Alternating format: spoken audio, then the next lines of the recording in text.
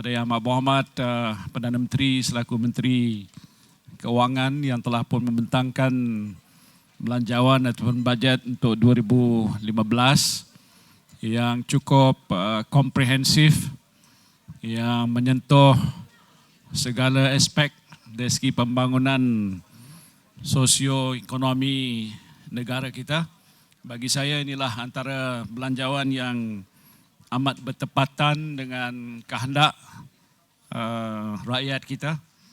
Kita agak rasa lebih selesa dengan yang telah diumumkan tadi, memberikan pengecualian yang agak meluas kepada barangan-barangan dan perkhidmatan yang dianggap penting bagi pengguna.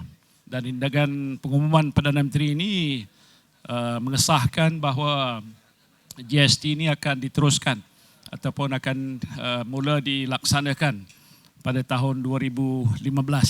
Dan walaupun beliau telah menjelaskan tadi panjang lebar, kita yakin dia tidak akan membebankan. Malahan inilah satu daripada usaha yang telah diputuskan oleh Perdana Menteri selaku Menteri Keuangan untuk mengukuhkan kedudukan keuangan negara. Dan di samping itu, segala penjimatan yang telah dapat dibuat itu dapat diagihkan kepada kumpulan-kumpulan sasar. Jadi itu bermakna satu belanjawan yang agak seimbang. Bajet berkenaan tumpuan diberikan kepada sektor keselamatan, terutamanya di dalam memperkasakan segala operasi yang dilaksanakan oleh PDRM, Polis Diraja Malaysia, dengan memperuntukkan lebih daripada 9 bilion ringgit. Ini apabila Yang Amat Berhormat Perdana Menteri turut memberikan perhatian kepada pembinaan rumah-rumah kediaman kepada pegawai dan anggota PDRM. Dengan adanya peruntukan itu, ianya akan memberikan motivasi yang baru kepada pegawai dan anggota PDRM, balai-balai polis dan penduduk-penduduk polis termasuk IPK, Ibu Pejabat Polis Kontijen, akan dinaikkan taraf dan akan dibina semula, dan ini merupakan permintaan yang telah dikemukakan sekian lama oleh PDRM. What has been announced by the Prime Minister today in respect of security and defence with an increase of $1.7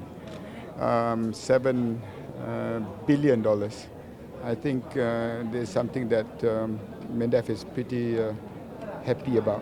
The upgrading of radar, the upgrading of the airports, will all be included in that amount. But realistically, we only have 1 year to do it in.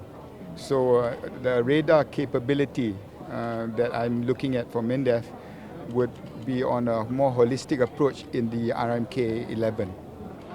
For youth and sports, it was a big increase for youth and sports. So I'm very happy with the budget and thankful to Finance Minister for approving an increased budget for sports and youth. And the National Sports Blueprint and also the Youth Transformation Plan is extremely welcome, and I look forward to implementing it.